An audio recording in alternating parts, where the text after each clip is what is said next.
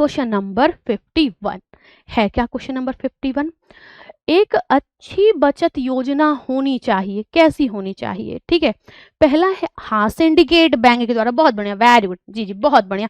जिसने भी syndicate answer किया उन्होंने, हाँ जी, उन्होंने बिल्कुल सही आंसर किया। सिंडिकेट बैंक के द्वारा ये छोटा सा पहल शुरू किया गया था, जिसमें जो कि ग्रामीण महिलाओं और बच्चों के अंदर बचत की आदत को विकसित करने के लिए किया गया था। ठीक है, उनको उनके घर पे एक छोटा सा बॉक्स रख दिया गया था। ठीक है, और उसमें छेद था, ताला बंद करके, जैसे हम लोग स्टील वाला खरीदते हैं ना, उस टाइप वाला। ठीक है, वैसा ही था। बैंक का कर्मचारी आता, आपका ताला खोलता, उसमें से पैसा निकाल करके आपको रसीद देता और आपके अकाउंट में जमा करता। यही याद था। ठीक है, मतलब महिला को कहीं जाने की जरूरत नहीं है, सब उसका घर पे ही होता। ठीक, चलिए अब चलते हैं अगला क्वेश्चन। एक अच्छा बचत योजना कैसी होनी चाहिए? असुरक्षित, रिस्की, लचीला और सुरक्षित, या छिपा हुआ? आंसर क्या हो जाएगा? फ्लैक्सिबल और सेफ होना चाहिए। 51 का आंसर क्या हो गया? सी हो गया। ठीक है, आगे देखिए नेक्स्ट क्वेश्चन नंबर 52, भविष्य निधि है, बताएंगे आप? एक क्वेश्चन जीपीएफ, पीपीएफ, ईपीएफ, और 2021 में आपसे पूछा गया था अनिवार्य बचत का उदाहरण है। सभी लोग फटाफट से आंसर करिए। क्वेश्चन आपसे पूछा गया था अनिवार्य बचत का उदाहरण है, हाँ जल्दी से आंसर कर दीजिए। याद है ना अनिवार्य बचत? 1960। जी सभी लोग कमेंट करिए। निहारिका, रूबी, हाँ अनिवार्य बचत का क्या साधन है? और आपके पास ऑप्शन में था ना पीपीएफ, ईपीएफ, बताइए। ओके जी, जीपीएफ क्या है?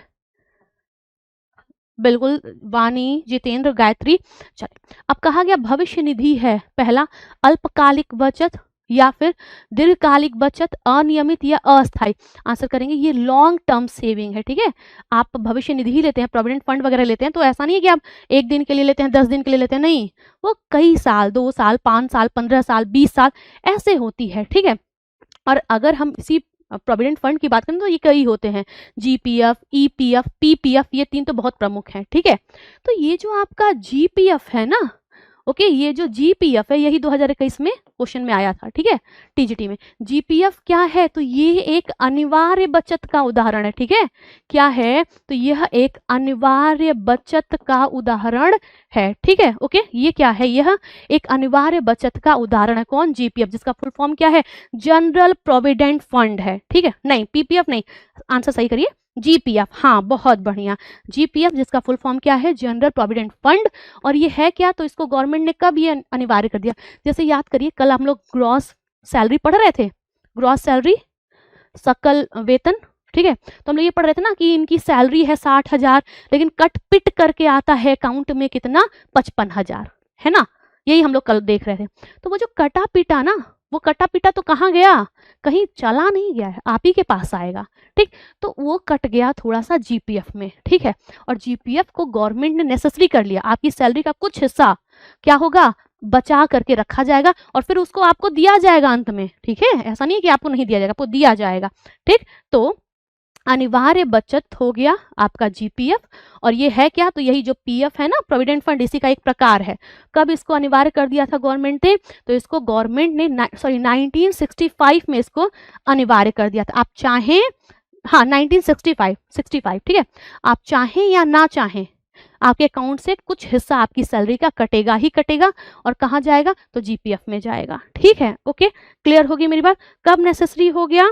जी, आपका नेसेसरी कब ये आपका अनिवार्य हो गया? 1965। और पूछा गया था अनिवार्य बचत का उदाहरण क्या है? आंसर जीपीएफ था। ठीक है, ओके, आगे चलते हैं। नेक्स्ट क्वेश्चन कहा जा रहा है क्वेश्चन नंबर 53, डाकघर बचत किसका उदाहरण है? और एक क्वेश्चन तो इसका और बहुत पूछा जाता है, डाकघर के द्वारा क्या दिया जाता है?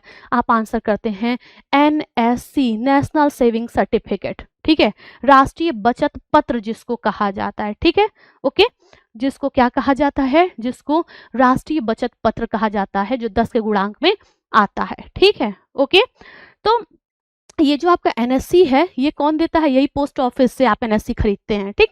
तो कहा गया कि डाकघर बचत किसका उदाहरण, क्या ये पारिवारिक व्यय है, व्यावसायिक व्यय है, या ये एक बचत का साधन है, या ये एक शॉर्ट टाइम का डिपेट है, यानी कि एक अल्पकालिक ऋण। आप बताएंगे ये एक बचत का साधन है, ठीक है। ये क्या है, ये एक बचत का साधन होता है, ठीक है। बताइए, अच्छा अगर मैं आपसे ये पूछूं कि बचत का सबसे बड़ा साधन कौन सा है, जल्दी से आंसर करिए। अगर हम बचत के साधनों की बात करें, आपसे ये पूछे कि बचत का जो सबसे बड़ा साधन है वो कौन सा है, आप आंसर क्या करेंगे। आप ध्यान से मेरी बात सुनिएगा, बचत का सबसे बड़ा साधन है बैंक। और बैंक किस भाषा का शब्द है, बैंक एक इटालियन भाषा का शब्द है। और वो शब्द कौन सा है, बैंको है, ठीक है। वो शब्द कौन सा है, बैंको है। ये एक इटालियन भाषा का शब्द है जिसका मतलब होता है बेंचेस पर बैठ करके, जो आपके, अब तो चेयर आ गई, उस चेयर को ही बेंच कहा, जिस पे हम बैठते हैं उसको बेंच कहते हैं, ठीक है। तो बेंचेस पर बैठ करके क्या करना, मुद्रा का आदान प्रदान करना, ठीक है। ओके, बेंचेस पर बैठ करके मुद्रा को बदलना, आदान प्रदान करना, यही बैंकों का मतलब होता है। अच्छा, इस अगर हम बैंकों की बात करें ना, तो एक क्वेश्चन और बहुत पॉपुलर है, पूछिए क्या, ऐसा कौन सा अकाउंट है जिस पर ब्याज नहीं मिलता। हम लोग तुरंत आंसर करते हैं कि आपका एक अकाउंट है जिसको क्या कहा जाता है, करेंट अकाउंट कहा जाता है, हिंदी में जिसे चालू खाता कहते हैं। चालू खाता में आप चाहे जितनी बार पैसा डालिए, चाहे जितनी बार पैसा निकालिए, लेकिन इस पर इसकी कमी क्या है, तो यह ब्याज नहीं देगा, आपको एक रुपया भी इंटरेस्ट नहीं मिलेगा, चाहे जितना पैसा आपके अकाउंट में हो। अच्छा, ये किसके लिए है, क्या ये हमारे आप लिए, नहीं, ये बिजनेसमैन अर्थात जो व्यावसायिक लोग हैं, ठीक है, जो बिजनेसमैन हैं उनके लिए होता है। इसीलिए कई बार करेंट अकाउंट को बिजनेस अकाउंट भी कहा जाता है, ठीक है। इसी की कमी है कि आपको ब्याज नहीं मिलेगा, लेकिन हाँ कुछ फैसिलिटीज भी हैं, आपका लिमिट नहीं है, आप चाहे जितना बार, चाहे जितना अमाउंट चाहे ट्रांजैक्शन कर सकते हैं, ठीक है। जबकि अगर हम थोड़ा सा और डिस्कस करें ना, और बैंक आपको चेक देता है, और अगर हम आपसे ये पूछें सबसे खतरनाक चेक कौन सा होता है, आप आंसर क्या करते हैं, सबसे खतरनाक चेक होता है वाहक चेक, जिसको हम लोग बैरियर चेक कहते हैं। और अगर ये पूछा जाए सबसे सुरक्षित चेक कौन सा होता है, आप आंसर करेंगे क्रॉस चेक, ठीक है। ओके, ऐसे दो, ऐसे क्रॉस बना होता है, ठीक है, दो, ठीक। तो ऐसा ये जो चेक है जिसको हिंदी में विभाजित चेक कहते हैं, ये सबसे ज्यादा सुरक्षित चेक होता है, ठीक है। और मान लीजिए अगर ये पूछ लिया गया कि ऐसा कौन सा चेक है जो सर्वाधिक सुरक्षित तो नहीं है, लेकिन हाँ ऐसा चेक है जिस चेक का भुगतान के लिए जो जिम्मेदारी है वह बैंक के कर्मचारियों के ऊपर ज्यादा आ जाती है, वो हस्ताक्षर इत्यादि का मिलान करके ही भुगतान करते हैं, आप बताएंगे आदेशक चेक। और आदेशक चेक को हम क्या कहते हैं, ऑर्डर चेक के नाम से जानते हैं, ठीक है। तो एक तो बैंक हो गया, ठीक। दूसरा, बैंक के अलावा आपके पास और कौन है बचत के साधन में, आपका पोस्ट ऑफिस है, ठीक। पोस्ट ऑफिस के साथ, अच्छा एक क्वेश्चन और पूछा जाता है, ऐसा कौन सा खाता है जो बैंक में तो खोला जा सकता है लेकिन पोस्ट ऑफिस में नहीं खोला जा सकता, आपका आंसर होगा करेंट अकाउंट।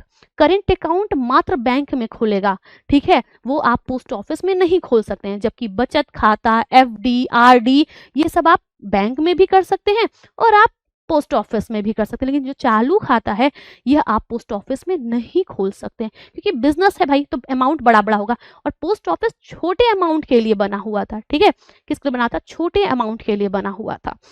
तो एक तो आपका बैंक हो गया, बैंक, पोस्ट ऑफिस, इसके अलावा आपका भविष्य निधि यानी पीएफ, बॉन्ड, ऋण पत्र, शेयर मार्क है ना, शेयर, फिर आपका इसी के तरीके से और क्या हो सकता है, और आपका होता है किसान विकास पत्र, आपके बॉन्ड हो सकते हैं, आपका यूनिट हो सकता है, लॉटरी चिट व्यवस्था हो सकती है, ये सब क्या है, बचत के साधन है। अच्छा एक क्वेश्चन और याद आ रहा है, आपसे पूछा गया है बचत को लेकर के कि बचत के 3 तत्व कौन, या बचत के निर्धारक तत्व कौन से हैं। जैसे हम लोग 3 की बात खूब करते हैं ना, किचन का ट्रायंगल तो सिंक है, फिर आपका कुकिंग रेंज है और फ्रिज है। कार्य सरलीकरण के 3 तत्व तो कार्य, कार्यकर्ता, कार्य क्षेत्र। पुष्प व्यवस्था के 3 तो हम लोग आंसर करते हैं सिंसो, हाइकी, है ना। गृह प्रबंधन के उत्प्रेरक तत्व तो भी आंसर करते हैं आपका वैल्यू, गोल, स्टैंडर्ड। वैसे ही ये जो आपका बचत है ना, ओके, ये जो बचत है, बचत को निर्धारित करने वाले 3 तत्व हैं। कौन-कौन से हैं? और ये पीवाईक्यू है, ध्यान रखिएगा। ये जो आपसे मैंने अभी-अभी जो चीज़ें बताई वो भी सब पीवाईक्यू में है, ठीक? तो बचत की बात करें तो बचत के निर्धारक 3 तत्व हैं। सबसे पहले तो जो गृहिणी है ना, उसको बचत की इच्छा होनी चाहिए, ठीक है? ओके? बचत की इच्छा होनी चाहिए। दूसरा, उसके पास बचत की क्षमता भी होनी चाहिए, मतलब उसकी कैपेसिटी में है कि वो बचा पाए। ऐसा तो नहीं होगा ना कि वर्तमान आवश्यकताएं काट काट के प्राथमिक आवश्यकताओं को ना पूरा करें और भविष्य के लिए रखें।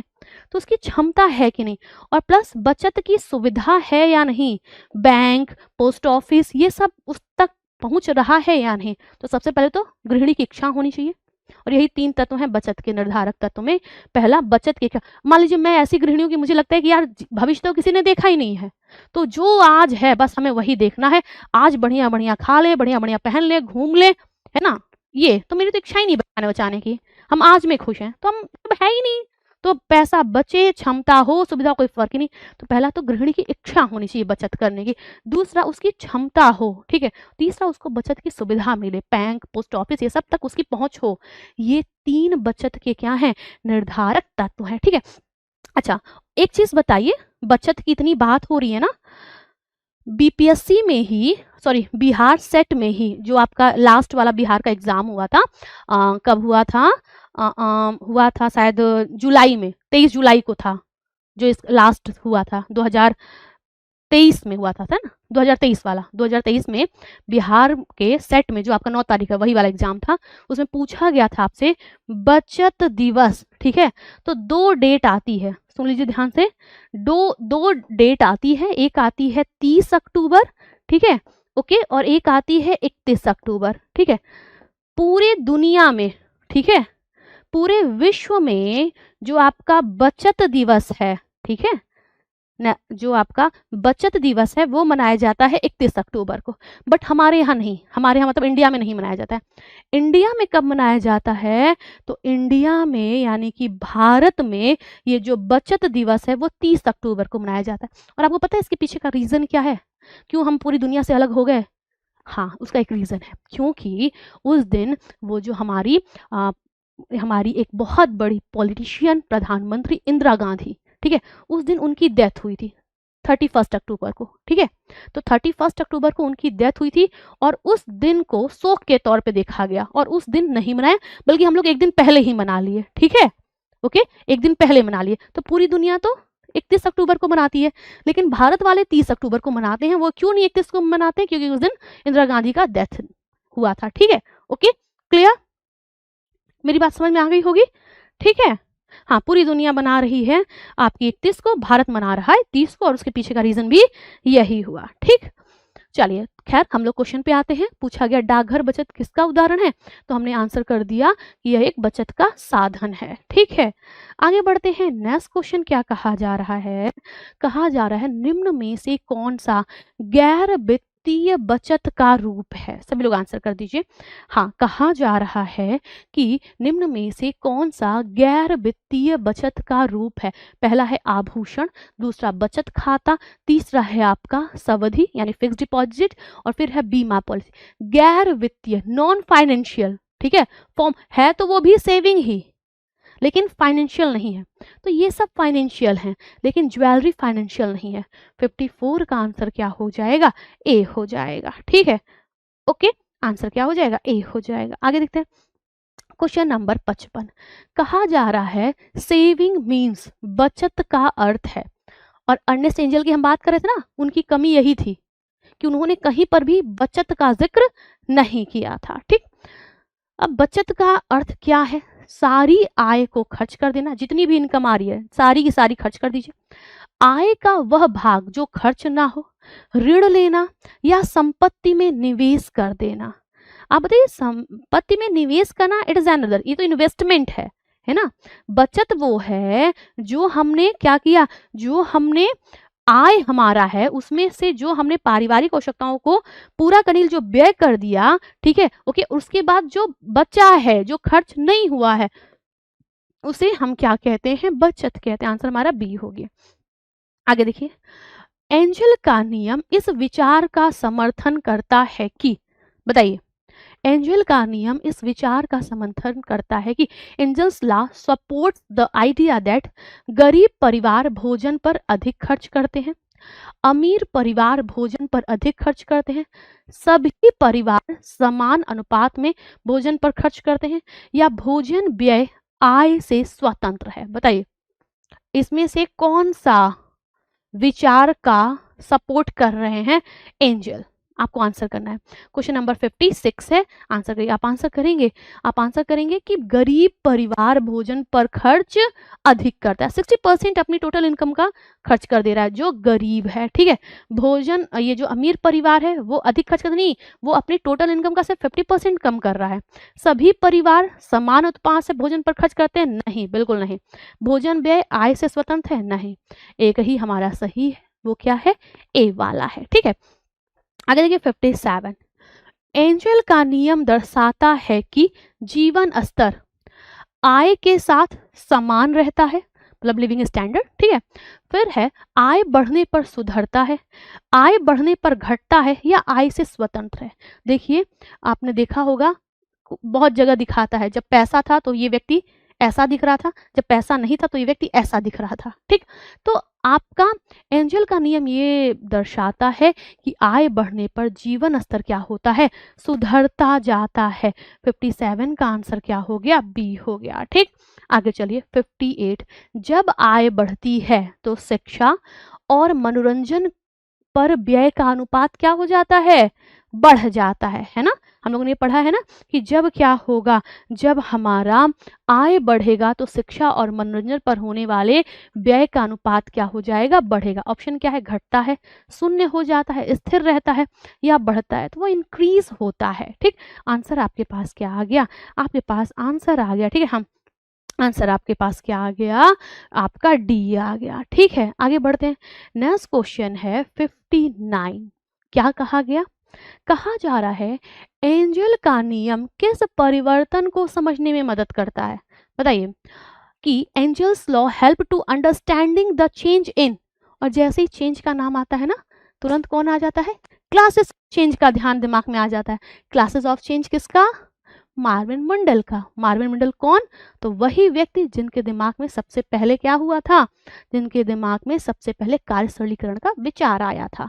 कहाँ दिया था इन्होंने परिवर्तन का नियम? इन्होंने दिया था पर्ड्यू यूनिवर्सिटी में 1940 में, ठीक है। किस रूप में दिया था? तो शोध पत्र के रूप में इन्होंने, रिसर्च पेपर के तौर पर इन्होंने ये चेंज बताया था, ठीक है। अब कहा गया कि एंजल का नियम किस परिवर्तन को समझने में मदद करता है? तो आय के अनुसार उपभोग के पैटर्न को समझने में मदद करता है, ठीक है। ओके, आगे बढ़ते हैं। Question number 60। एंजल के अनुसार जब आय बढ़ती है तो भोजन पर व्यय का अनुपात क्या होता है? बताइए। ये सभी लोग आंसर कर दीजिए। कहा जा रहा है कि एंजल के अनुसार जब आय बढ़ती है तो भोजन पर व्यय का अनुपात क्या हो जाता है? घटता है, बढ़ता है कि घटता है? अपरिवर्तित रहता है या दो गुना हो जाता है? आय बढ़ेगी, भोजन का व्यय घटेगा। आय बढ़ेगी, स्वास्थ्य शिक्षा मनोरंजन का व्यय बढ़ेगा। यही है, यही इनका है ही। आंसर क्या हो जाएगा? भोजन पर व्यय का अनुपात क्या हो जाएगा? घट जाएगा, ठीक है। आंसर आपका बी हो गया। आगे बढ़िए। Next question, question number 61। क्या कहा जा रहा है? एंजल का सिद्धांत मुख्य रूप से उपयोग किया जाता है। कहाँ पर उपयोग किया जाता है? सब लोग आंसर कर दीजिए। कहा जा रहा है कि एंजल का सिद्धांत मुख्य रूप से उपयोग किया जाता है। कहाँ किया जाता है? पारिवारिक संसाधन प्रबंधन में, टेक्सटाइल डिजाइनिंग में, कुकिंग मेथड में, चाइल्ड डेवलपमेंट में। आंसर क्या हो जाएगा? पारिवारिक संसाधन प्रबंधन में। 61 का आंसर क्या हो गया? ए हो गया, ठीक है। Okay, clear. आगे बढ़ते हैं। नेक्स्ट 62। जब आय कम होती है तो आय का अधिकांश भाग किस पर खर्च होता है? बताइए। आय कम है, निम्न आय वाला है, तो आय का जो सबसे बड़ा पोर्शन है वो किधर व्यय होता है? क्या वो शिक्षा पर, विलासिता पर, मनोरंजन पर, या भोजन पर? निम्न आय वाले अपने टोटल इनकम का 60% कहाँ खर्च कर देते हैं? भोजन पर खर्च करते हैं, ठीक है। आंसर क्या हो जाएगा? भोजन हो जाएगा, ठीक है। जब आय कम होती है तो आय का अधिकांश भाग, अधिकांश का मतलब 60%, ठीक है। यही रेशियो है इनका, इस नियम का। किस पर खर्च होता है? भोजन पर खर्च होता है। आंसर आपका 40 हो जाएगा। ठीक है, आगे चलिए 63। एंजल का अध्ययन किनके पारिवारिक बजट पर आधारित था? आप ये बताइए, हम लोगों ने पढ़ा था ना कि जो हमारे एंजल हैं, अर्नेस्ट एंजल, जिसकी फोटो मैंने आपको दिखाई थी कि देखिए भाई यही है अर्नेस्ट एंजल। ठीक है, ओके, इन्होंने यही बताया था जब इनकम हाई है, देखिए इनकम हाई है ना, तो भोजन पर खर्च ये था, कम था। ठीक है, फिर जब यहाँ पर क्या हुआ, जब इनकम ज़्यादा हो गई तो भोजन पर व्यय देख रहे हैं एकदम कम हो गया। ठीक है, ओके, तो ये इनकम है, एक्सपेंचर दिखाया गया। जब आय आपकी ज़्यादा थी तो भोजन पर होने वाला व्यय कम था। जब आपका इनकम क्या हो गया, कम थी, तो भोजन पर होने वाला व्यय ज़्यादा था। ठीक है, ओके, और ये आपके अर्नेस्ट एंजल हैं जिसको हम लोगों ने देखा था। और ये हैं कहाँ के, ये जर्मन के हैं। ठीक है, और इन्होंने इन्होंने जो अपना दिया था वो जर्मन लोगों पर ही दिया था, वहीं पर इनका रिसर्च हुआ था। ठीक है, ओके, इन्होंने जर्मन लोगों पर ही रिसर्च किया था। तो क्वेश्चन पूछा गया एंजल का अध्ययन किनके पारिवारिक बजट पर आधारित था? अमेरिकी परिवारों पर, जर्मन परिवारों पर, भारतीय परिवारों पर या ब्रिटिश? तो ये जर्मन के थे ना, इसीलिए जर्मन परिवारों पर इनका ये जो अध्ययन था वो डिपेंड था। ठीक है, ओके, क्लियर होगी बात। चलिए, आपका 63 का आंसर हो गया हमारा बी। ठीक है, आगे बढ़ते हैं, आज के सेशन का आखिरी क्वेश्चन। ठीक है, ओके, अमीर लोग कम खाते क्या? नहीं, 60%, 50%। अरे तो जो गरीब है उसका 60% भी तो कम होगा, और जो अमीर है, अब जैसे आपका 50 लाख रुपए का 50% मतलब 25 लाख हो गया, है ना? जो अमाउंट भी तो देखिए, जिसकी इनकम ज्यादा है उसका 50%, कम पैसे का 50%, इसको भी समझिए। चलिए, कहा गया कि आज के सेशन का आखिरी क्वेश्चन, एंजल के अनुसार आय बढ़ने पर भोजन पर व्यय का अनुपात घटता है, शिक्षा पर व्यय घटता है, आवास पर व्यय घटता है, या सभी अनुपात समान रहते हैं?